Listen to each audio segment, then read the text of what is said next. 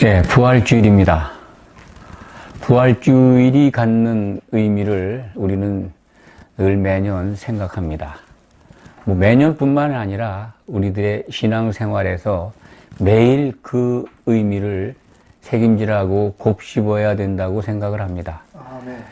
이 부활의 의미를 그냥 부활절날 삶은 계란 먹는 것에서, 그런 작은 것에서 찾으려고 하지 마시기 바랍니다. 물론 그런 분은 없을 겁니다. 계란이 부활하는 곳에서 그런 풍습이 생겼는지 모르겠습니다만, 성도라면은 부활의 의미를 반드시 성경에서 찾아야 합니다. 사망 권세를 깨뜨린 주님의 인간 가운데 최초로 죽은 자 가운데서 살아나신 예수님, 하나님이 보이신 표적, 그것은 성경이 뭐라고 말씀하시는가 하는 것을 우리는 주목해서 살펴보고 확인해야 합니다. 성경은 뭐라고, 예수님의 부활을 뭐라고 구약 성경에서는 어떻게 말씀하고 있고 신약 성경은 어떻게 증거하고 있는가 하는 것을 살펴볼 필요가 있습니다. 성경에서는, 구약 성경에서는 여러분들이 잘 아시지만 예수님의 부활을 오늘 내가 너를 낳았도다 라고 하는 시편의 말씀을 통해서 우리는 발견할 수 있습니다. 시편 2장 7절의 말씀입니다. 오늘 내가 너를 낳았다. 오늘이라고 하는 것은 예수님이 부활하신 그날입니다. 예수님이 성모 마리아라고 하는 한 여자에게서 나신 것이 예수님의 생일이 아닙니다. 우리에게는 그렇습니다. 이 땅에 오신 생일이지 실질적으로 하나님께 하나님이 원하시는 바, 하나님이 이루고자 하시는 그 뜻에 부합하는 예수님의 진정한 태어남은 부활입니다. 그래서 예수님을 성경은 죽은 자 가운데서 처음 나시니 곧 맏아들이라고 증거합니다. 시편 2편 7절의 말씀을 신약성경 사도행전 13장 33절에서는 그대로 인용을 해서 예수님을 증거합니다. 오늘 내가 너를 낳았도다. 그래서 죽은 자 가운데서 처음 나신 이로 설명을 합니다. 죽은 자 가운데 처음 나시니 신약성경은 그분을 맏아들이라고 우리에게 일러줍니다. 맏아들을 아셔야 합니다. 부활절날 우리가 맏아들을 알아야, 그래야 우리가 소망을 갖게 되는 겁니다. 하나님은 맏아들을 통해서 이제 맏아들의 형제들을, 우리들을 하나님의 아들들로 삼기로 작정하셨던 겁니다. 그것이 창세전에 세우신 하나님이 기뻐하시면서 세우신 뜻이다.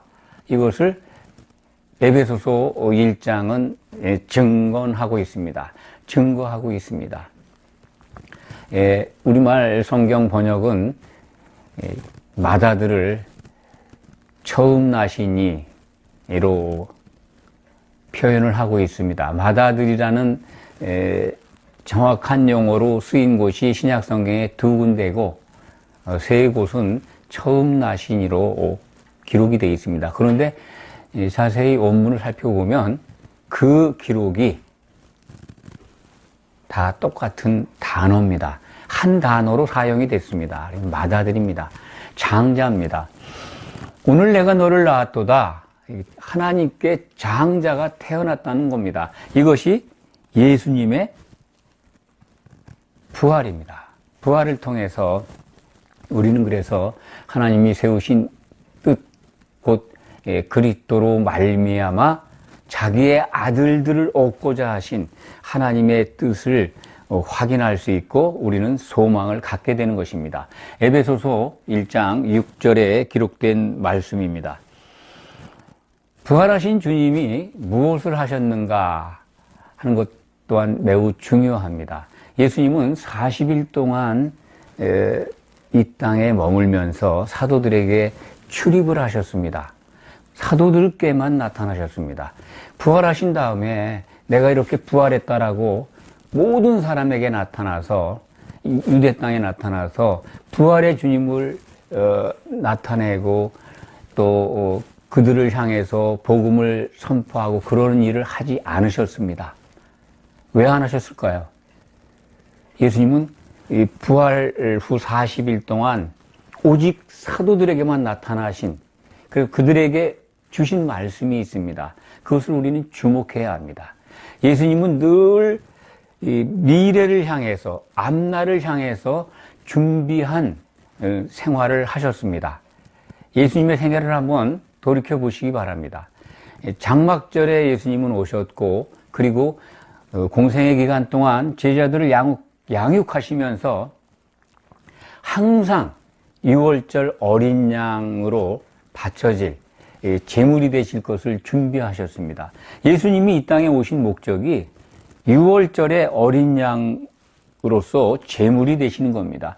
그것을 늘 가리키셨습니다. 그러니까 반드시 예수님이 십자가를 지셔야 된다는 것을 공생의 기간 동안에 제자들에게 시간 나는 대로 전해 주셨습니다. 그런데도 못 알아듣죠. 예수님은 이렇게 당신이 하실 일들, 미래에 대한 것들을 설명하고 그걸 준비하셨습니다.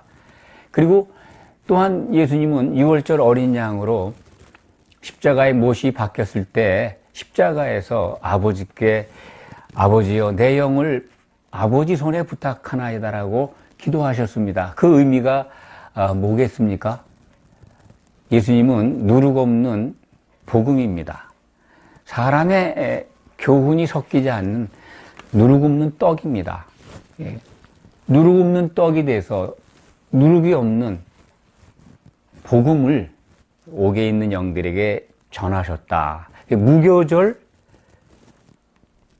떡이 되어서 복음을 듣지 못한 노아 홍수 때 갑자기 죽임을 당한 영을 가진 사람들에게 그 옥에 있는 영들에게 복음을 전하셨습니다. 그러니까 무교절을 이루시기 위해서 예수님은 십자가에서도 준비하셨습니다.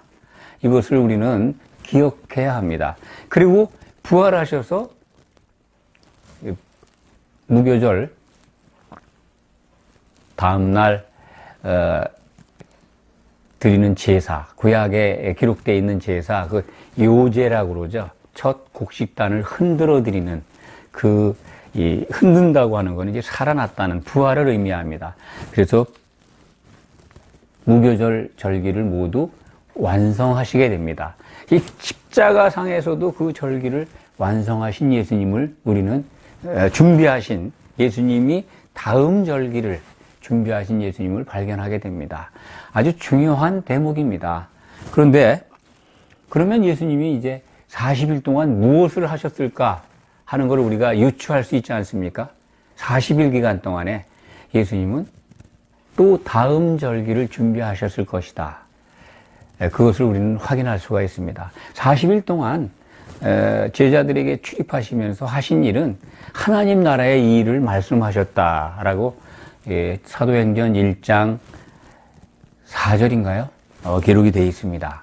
그것을 통해서 하나님 나라의 일을 말씀하셨는데 그 하나님 나라의 일이 무엇인가 하는 것을 우리는 짐작할 수가 있습니다. 예수님은 공생의 기간 동안 사도들에게 내가 내 교회를 세운다. 반석 쪼가리들을 모아서 반석이 되게 해서 교회의 기초석이 되게 해서 그 위에 내 교회를 세우겠다 라고 말씀하셨습니다. 하나님의 일은 하나님 나라 안에서 이 하나님이 세우신 뜻, 곧 교회를 세워가는 겁니다. 이 교회를 세우기 위한 여러 가지 일들에 대해서 사도들을 교육하셨을 겁니다. 40일 동안 하신 말씀이 그겁니다. 그런데 교회에 꼭 필요한 게 뭡니까? 교회가 세워지는데 꼭 있어야 되는 거, 그것이 바로 성령입니다. 성령을 그래서 오순절에 보내주실 준비를 하셨을 거라고 믿습니다. 승천하신 후 열흘 후에 40일 동안 출입하시고 50일, 그러니까 승천 후 10일 후에 사도들은 예수님이 약속하신 대로 오순절 성령 강림의 성령 세례를 받습니다. 이것이 성경의 기록입니다.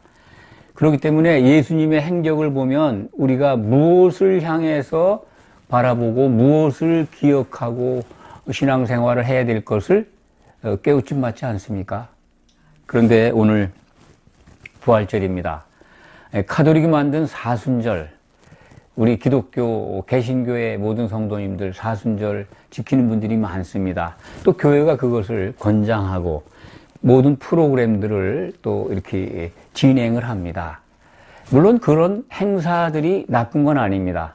그런데 예수님이 하신 것을 보면 올바른 부활절 맞이 이 교회의 모습은 아닌 것 같다라는 생각을 합니다.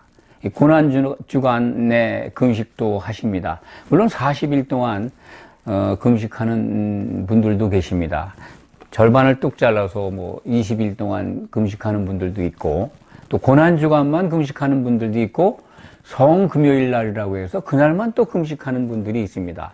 고난주간에 경건하게 하나님을 향해서 믿음 생활을 다듬는 거 매우 좋습니다.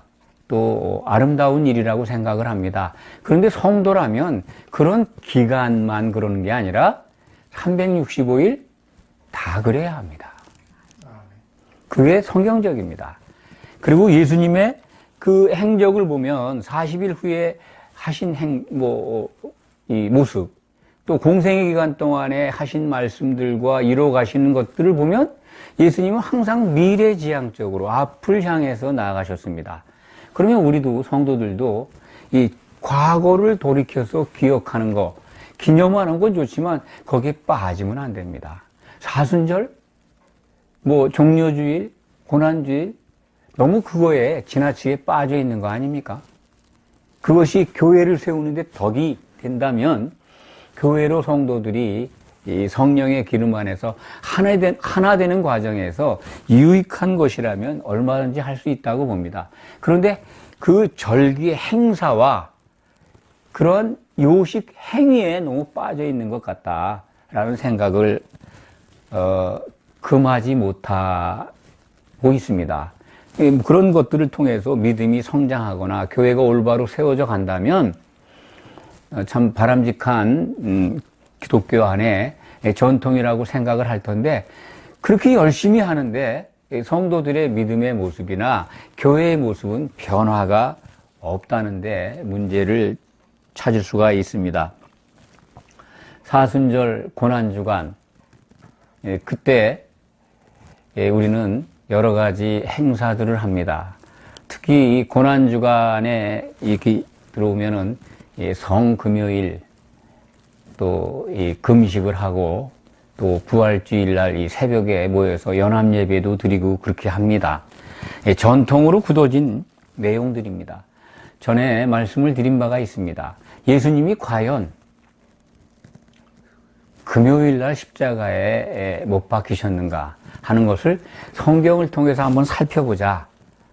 그래서 이 구약 요나의 표적을 말씀하신 예수님의 말씀을 통해서, 또 구약 성경이 증거하는 걸 통해서 보면 요나는 물고기 뱃속에 72시간 밤낮 사흘 동안 있었습니다. 예수님도 그대로 그것을 말씀하셨습니다. 인자도 요나가 밤낮 3일 동안 물고기 뱃속에 있었던 것 같이 인자도 그렇게 무덤 속에 있어야 한다는 겁니다. 예수님이 그것을 증거하셨으니까 우리는 믿을 수밖에 없습니다. 밤낮 3일을 말씀하신 것은 72시간을 분명하게 일러주는 겁니다. 그리고 신약 성경 중에 공관복음에는 다 이 예수님이 부활을 증거하는 기록을 살펴보면 안식일들 후에 부활하신 걸로 기록을 하고 있습니다. 안식 후 첫날이라고 우리말 번역은 되어 있지만 공관복음은 안식일들 후입니다. 안식일들 후. 안식일이 2번 있었다는 겁니다. 과거에 몇 차례 말씀을 드렸습니다. 예수님은 그래서 그 부활, 그러니까 예루살렘 유대 민족들이 섬기는, 율법에서 섬기는 이 무교절기가 끝난 시점에서 부활하셔야 됩니다. 안식일이 지나서. 그러려면 72시간을 뒤로 돌리면 수요일 저녁 6시 직전에 무덤에 들어가셔야 합니다. 그래야 성경적입니다. 수요일 날 돌아가셔야 토요일 날 저녁 6시 이후에 부활하십니다. 그 72시간을 딱 마칩니다.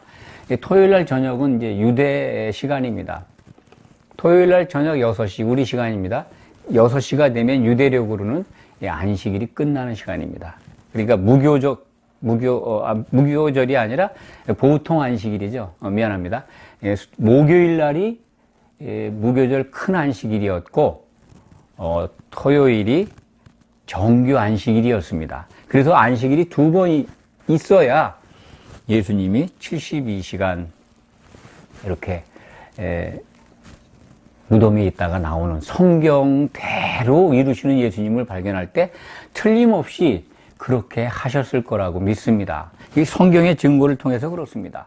그런데 사람들이 만든 전통은 이렇게 성경과 다르게 오랜 기간 동안 세워져 왔습니다. 그 배후에 누가 있을까요?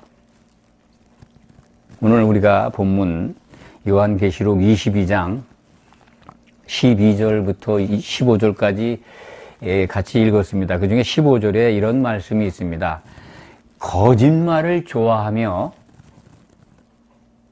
거짓을 지어내는 자는 다 성 밖에 있으리라. 이 성이라고 하는 건 새 예루살렘 성을 지칭합니다. 구원받는 자들이 들어가는,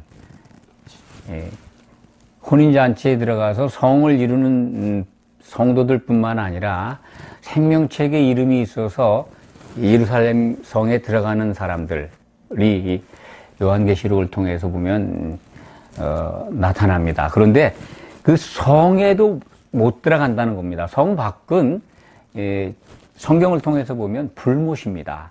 예루살렘 성 안은 하나님의 낙원이 있는데 성 밖은 세세토록 고통받는 불못입니다.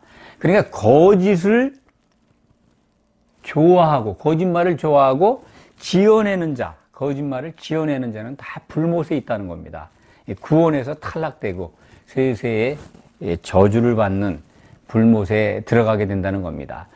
이 성경을 내용을 아주 교묘하게 사람의 논리로 정말 교묘하게 포장을 해서 미혹을 하고 거기에 빠지게 합니다.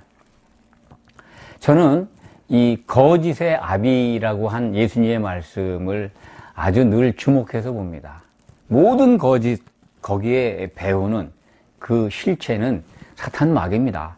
예수님이 요한복음 8장 44절에서 그렇게 우리에게 증거해 주셨습니다. 거짓말을 좋아하고 거짓을 지어내는 자가 사탄 마귀라는 겁니다. 사탄 마귀가 이 성경에 기록된 이 진리를 무력화시킨 게 뭡니까?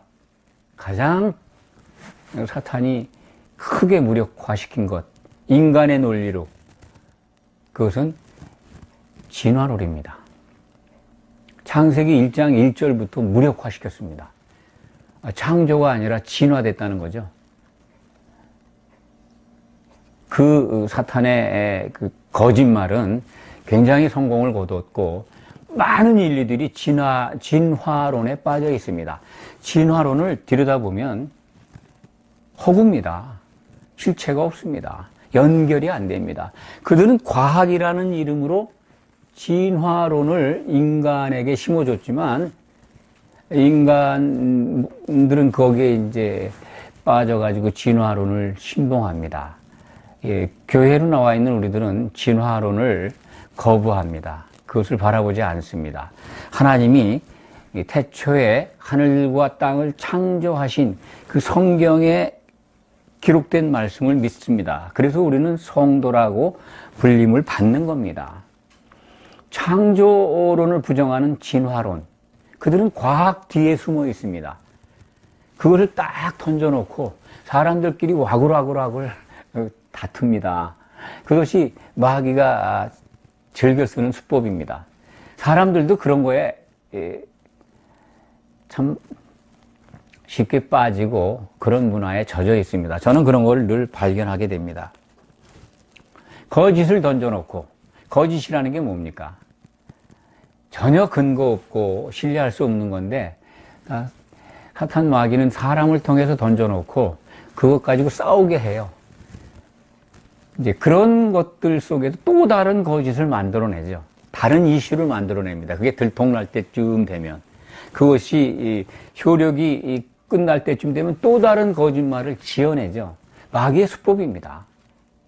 사람들도 그렇습니다. 사람들 가운데 가장 신뢰할 수 없는 사람들이 뭡니까? 거짓말하는 사람들 아닙니까? 거짓을 지어내는 사람들이고 그 배후에 틀림없이 사탄 마귀가 있는 줄 모릅니다. 그리고 거짓말을 해놓고 들통나면 또 다른 거짓말로 이슈를 만들어서 먼저 걸 덮어버리지 않습니까? 그리고 이 사탄은 진화론을 던져놓고서 과학이라는 이름 뒤에 숨어 있습니다. 사람들은 신뢰할 수 없는 약속을 깨놓고 그것에 반응하지 않고 침묵이라고 하는 침묵에 또 숨어 있어요. 참 교묘합니다. 약속을 했어요. 말도 약속입니다. 신뢰할 수 있을 것 같이 약속을 했는데 지키질 않아요. 응답도 없어요. 반응도 안 해요. 침묵이라는 그 뒤에 숨어 있어요. 꼭 사탄이 하는 수법하고 똑같습니다. 주변에 그런 친구들이나 그런 사람들이 있으면 조심하시기 바랍니다. 그렇다고 실망하지 마시기 바랍니다. 기다리시기 바랍니다. 이 근래에 우리들은 참 문명의 이기 속에서 편리함도 있지만 불편함도 있습니다. 이 휴대폰 참 모든 걸 근거를 남기죠. 그래서 문자를 보낸다든지 전화를 하면 근거가 남습니다. 응답을 안 하면 상당히 신뢰할 수 없는 사람이고 참 좋지 않은 섭섭함이 일어납니다. 전화를 준 사람이나 연락을 해달라고 문자를 보낸 사람들 입장에서 보면 매우 아주 서운하죠. 이 사람이 나를 무시하는 것 아닌가. 아니면 또 무슨 사정이 있겠지 하는 생각도 합니다. 그렇지만 그런 것들이 반복이 되면 두 사람 사이에 신뢰가 깨지는 겁니다. 그 신뢰가 깨지는데 그것에 대해서 반응 안 하는 거는요, 그거는 비겁한 겁니다. 침묵으로 일관하는 거 굉장히 비겁한 것이고 그 수법은 마귀에게서 벤처마킹한 겁니다. 아니, 벤처마킹이 아니라 마귀가 주는 거죠. 진화론을 던져놓고 인간들끼리 와글와글 싸우게 합니다. 지금까지 논쟁이 많고, 그래서 사람들은 또 창조과학이라는 걸 만들어내서 이 진화론은 말도 안 되는데 창조과학 그럴듯하잖아요. 그런데 창조과학자들이 말하는 걸 또 들여다보면 이건 또 더 기가 막혀요. 창조과학에 대해서 들어보셨을 겁니다. 이 성경의 모든 역사를 6천만 년도 아니고 6천년 안에서 다 이해하고 그것을 가능하다라고 풉니다. 그렇지 않습니다.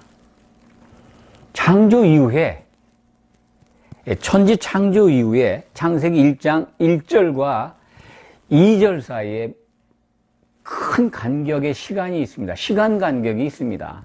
하나님은 인간이 생각할 수 없는 태초의 시간대에 천지를, 하늘들과 땅을 창조하셨다라고 선언하고 있는 겁니다. 성경은 그렇습니다.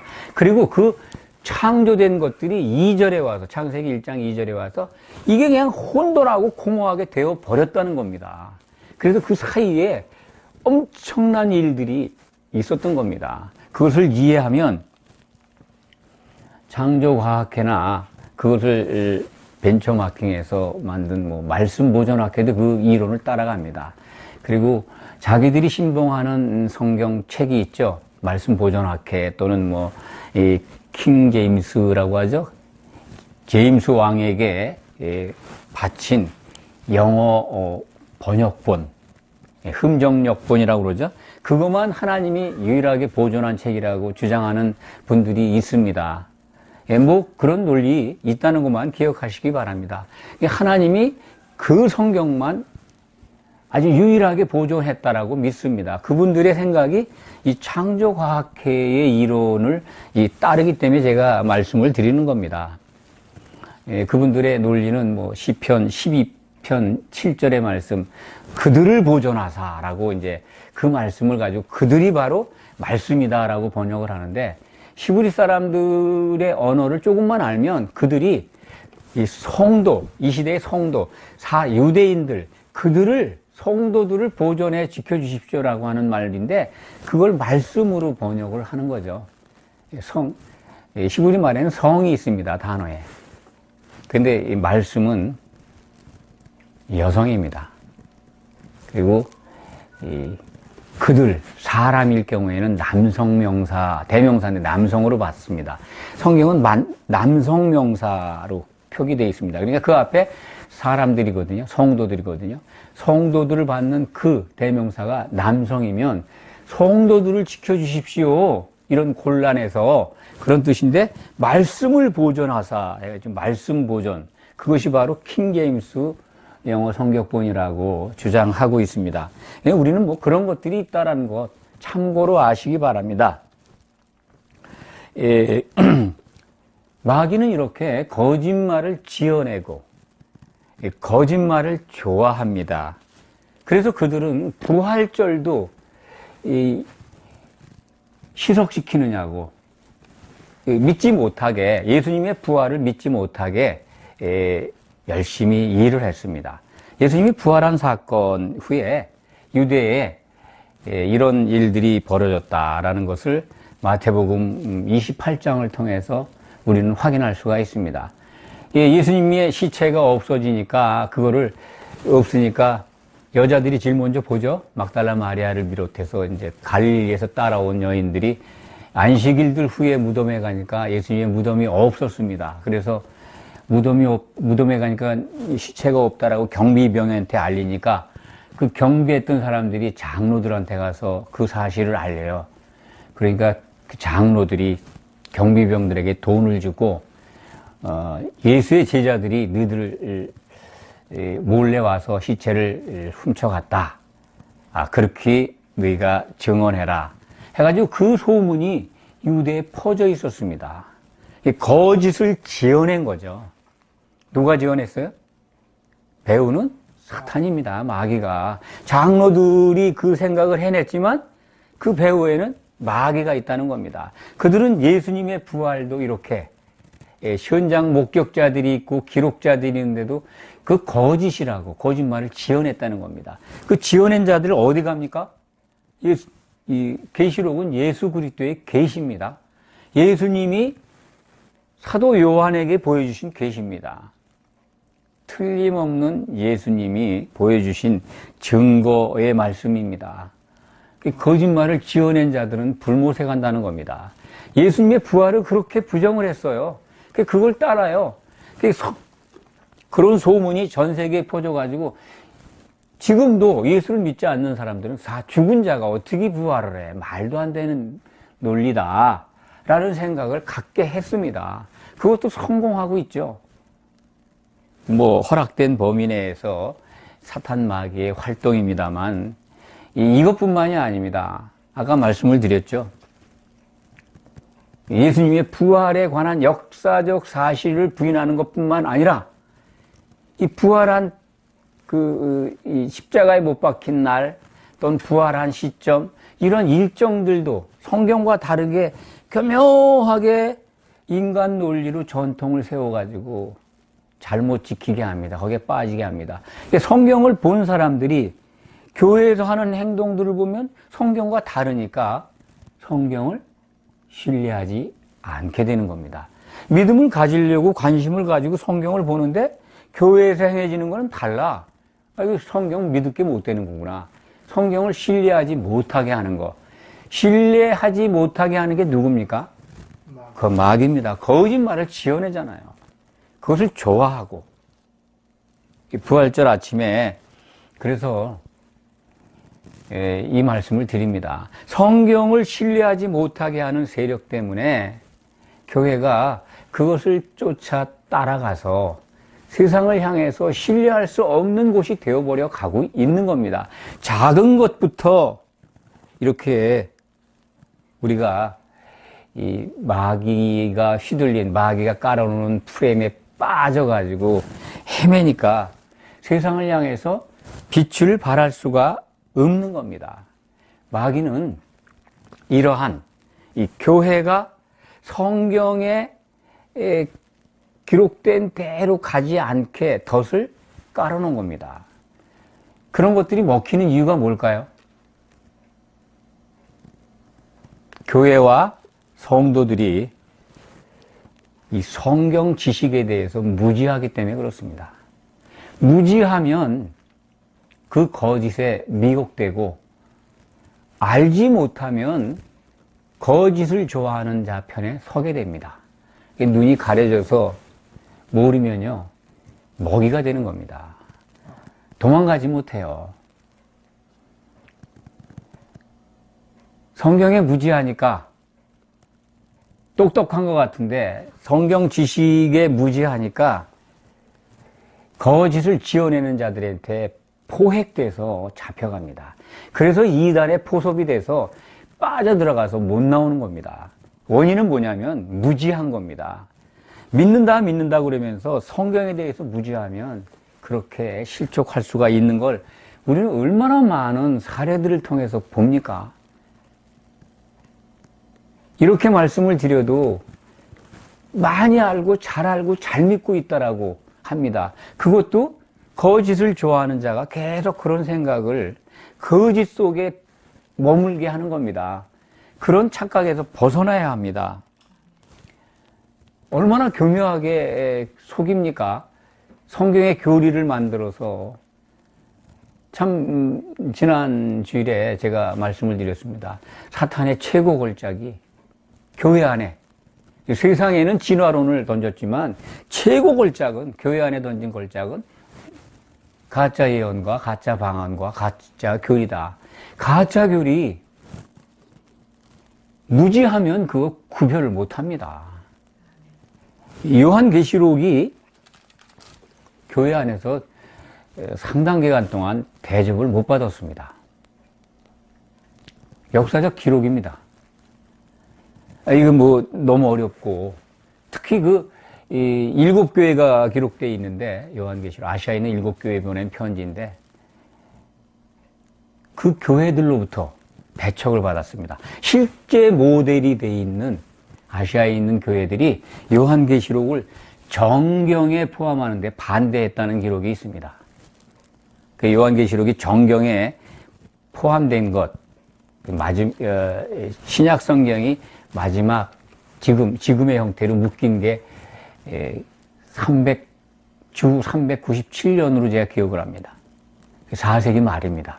그리고도 인쇄술이 발달하지는 않아서 종교개혁 후에 구텐베르크가 1500년도 가까이에서 이 금속 활자를 발견했죠, 독일. 그 후에 성경이 이제 금속 활자에 의해서 인쇄가 되기 시작합니다. 성경 번역이 되고. 그래서 평신도들도 성경을 보게 된 건데, 어떤 학자들은 그렇게 말합니다. 요한계시록은 적어도 이 신학자들이 주목해서 보고 번역을 하고 적용해야 된다라고 말하기 시작한 게 불과 200년 남짓이다. 그래서 요한계시록이 가려져 있었습니다. 가장 중요한 거죠. 이것을 보지 않으면 성경을 올바로 풀어갈 수가 없습니다. 그래서 개혁주의의 태도라고 하는 칼빈이 신약 성경을 강해하고 풀 때 계시록 2장, 3장까지만 풀고 못 풀었다는 것 아니겠습니까? 상징이라고. 그래서 장로교의 대부분의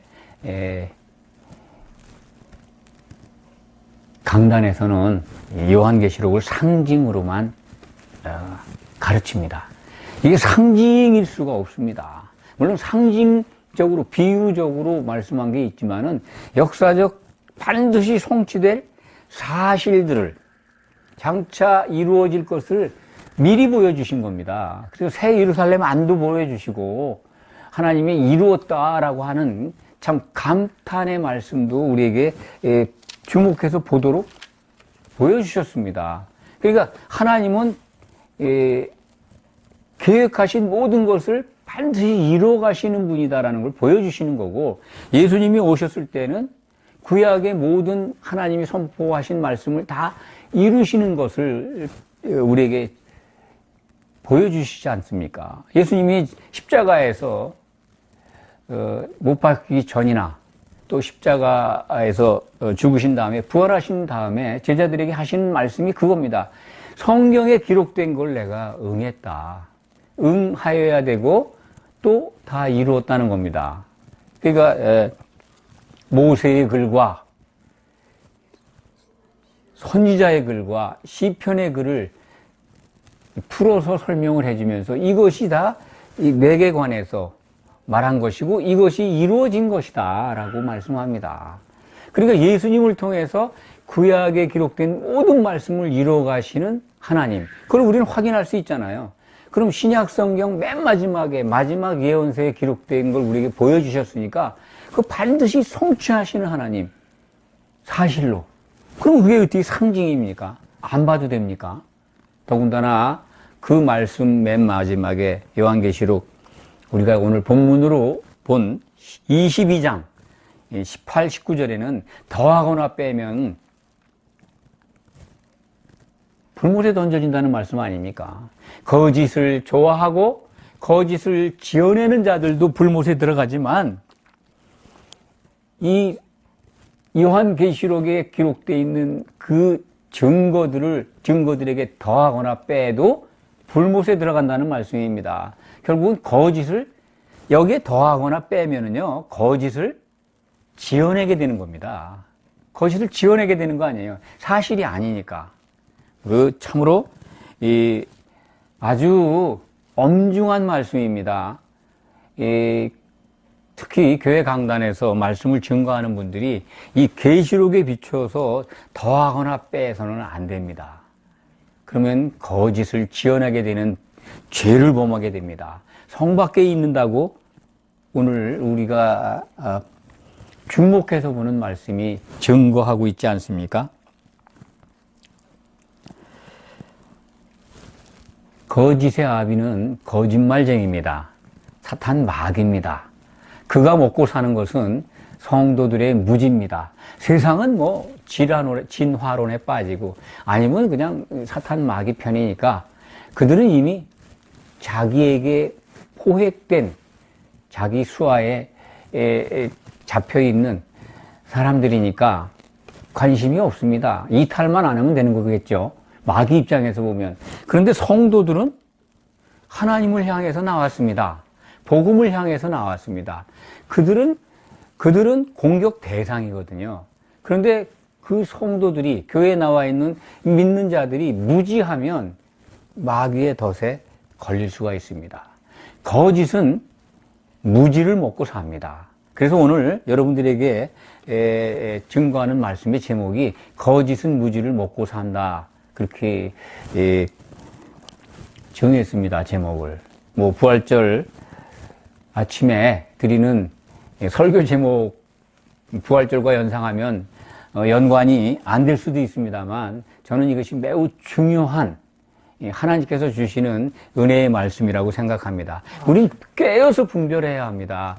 이게 이 교회 안에서 정말 먹이를 찾는, 우는 사자처럼 먹이를 찾는 사탄 마귀가, 그 먹이가 뭐냐면 성도들의 무지, 그 속을 파고든다는 겁니다. 먹이를 찾고 있어요. 그거 부인할 사람이 있습니까? 그런 거에 노출되어 있습니다. 우리가 안전지대에 있는 게 아닙니다. 우리가 무지를 벗어나는 길은 딱 하나입니다. 하나님의 뜻이 뭔가만 깨어서 알면 됩니다. 하나님이 무엇을 원하시는가? 교회에서 모인 성도들이 뭘 하는가? 비나이다, 현실의 복, 그것도 중요합니다만, 아니요. 성도들이 예수 그리스도 안에서 하나가 되는 겁니다. 교회라고 하는 어린 양의 신부라고 하는 예수 그리스도의 몸으로 우리가 하나가 되는 겁니다. 살아있는 세포가 되어서 이 몸을 이루는 겁니다. 비유적으로 말씀드리면 세포는 일정 기간 자라고 죽는답니다. 그러면 다른 세포가 살아나는 거죠. 자기가 늘 날마다 죽고 새롭게 태어나는 거를 우리는 거기서 찾을 수가 있습니다. 그래야 온 세포가 정상적으로 몸을 이루게 됩니다. 한 몸을 이루게 됩니다. 거듭남은 개인이 구원받는 겁니다. 개인적으로. 영이 살아나는 겁니다. 영이 살아난 자들이 성령 안에서 하나 되는 게 혼의 구원입니다. 그것이 어린 양의 한 신부로 단장되는 것이고, 하나님은 그 모습을 보시고 기뻐하시는 겁니다. 내가 다 이루었다. 그걸 보여주십니다. 어린 양의 신부가 누구인가? 요한계시록은 우리에게 아주 선명하게 보여줍니다. 이것만 알면 쓸데없는 가짜가 펼쳐놓은 곳에 빠져가지고 논쟁하고 싸우고 네가 옳으니 맞으니 그러지 않습니다. 내 교리가 맞으니 내가 갖고 공부하는 우리 교회가 보는 성경이 유일한 성경이니 아니니 그런 쓸데없는 논쟁에서 벗어납니다. 하나님의 뜻을 알고 보면 그 사소한 것들입니다. 우리가 정말 무식하면 안 됩니다. 사탄은 성경 지식에 무식한 자들을 먹이로 찾고 있다. 그렇다고 성경을 그냥 학자들처럼 공부하고 달달달달 외우고 이러는 게 아닙니다. 하나님의 뜻과 목적만 분명히 알면 무식에서 해방됩니다. 아멘. 그거를 알면은 성경이 다 보입니다. 아멘. 이 말씀을 믿으시기 바랍니다. 아멘. 기도하겠습니다. 아버지 하나님 감사합니다. 부활절 사망 권세를 깨치고 부활하신 우리 주님을 참으로 찬양하고 그리고 그 경륜을 이루신 아버지 하나님을 더욱 높이 찬양합니다. 아멘. 우리가 드리는 예배와 찬송을 받아 주시옵소서. 아멘. 우리에게 참 소망을 주신 아버지 하나님, 우리가 이 가르침을 또한 예수님의 부활을 본받아서 끝내 승리하는 자가 되도록 인도해 주시옵소서. 아멘. 예수 그리스도의 이름으로 기도하옵나이다. 아멘.